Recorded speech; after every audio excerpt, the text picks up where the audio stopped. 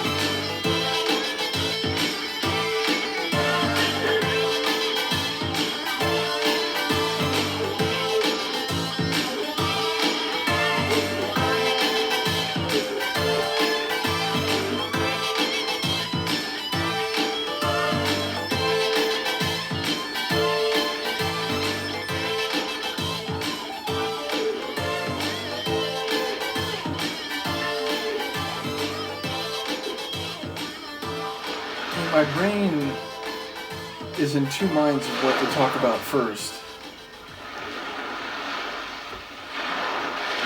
And that was a carryover from the typical Waterloo Sunset, that lapping water below. So yeah, there's a real world atmosphere that pervades or continues from that interlude track through the beginning and then again at the end of Strange Electric Sun. So yeah, I was in two minds. It's like I want to talk about all those little keyboard rhythms, which there's some a lot of them have a funkiness to them, a real sort of kind of dancing back and forth type of funk, maybe a bit of soulfulness as well, but very electric and sort of overlapping or supporting each other for much of the track, though we do hear some of them in isolation. And that main plinky type one, I don't know how to describe the sonic character, but the one that came in, it was once every measure, and then as the tune went along it started doubling up and becoming more frequent. But I especially enjoy that one. But in the back half of the tune, it was hard to ignore the absolutely jamming guitar. Now I feel like there were some effects on it, so it still had a bit of an electric or even electronic type of sound. But yes, the wicked bluesy meets harder edged guitar layer was very notable and hard to ignore. And then we had these vocals, which I was thinking sort of given the funkiness, some of the keyboard work and just the pervasive nature of the keyboards. And indeed, it wasn't just these melodic rhythms. There were a couple moments where there were one-off or almost arrhythmic type keyboard sounds. But the keyboard part of this track made me think that if you swapped out the voice for Robert Smith's voice, it could be one of those more quirky type Cure tracks. It had a bit of that feel. But yes, ultimately we do get a sense that he's looking toward the horizon and the looking at the sun, but then talking about a hole in the sky. So I don't know if it's the sun almost looks like it's not an object but an absence or a break in what the rest of the sky is. And then there was that moment where there was that computer style vocal for a word or two. I forget exactly what it said in that moment, but that was amusing because again, 1990, it sounds like some of the early programs on your computer where you could type in a word or a phrase and it would try to pronounce it, though in some cases the rhythm or even the syllable pronunciation was a bit off, a bit unnatural. So I enjoy that I suppose early digital style voice. And yes, ultimately it did have a danceability to it. As I said, it wasn't driving and energetic, but it had a light energy to it, a very fun kind of back and forth.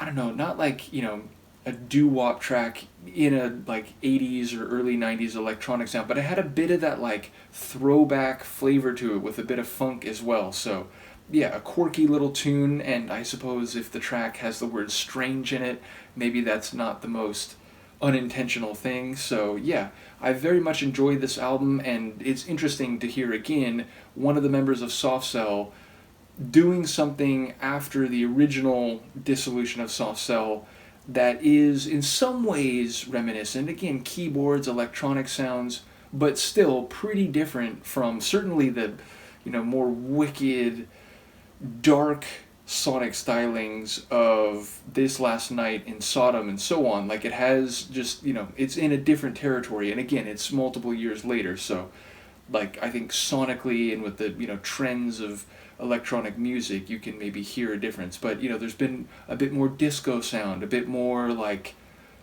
proper dance floor electronica vibe rather than more of a kind of twisted, darker edge synth pop vibe. So as I said, it's just been cool to see or hear what Mr. Ball did following the dissolution of Soft Cell. As I said, there's one more regular track followed by a more experimental tune from what it sounds like, so I'll do those two in tandem next time. Do let me know what you think, and Luca and I, who is pretty well behaved at the moment, we'll see what she does. Are you going to go down? Was that a no? I think that was a no. We will see you next time. Peace.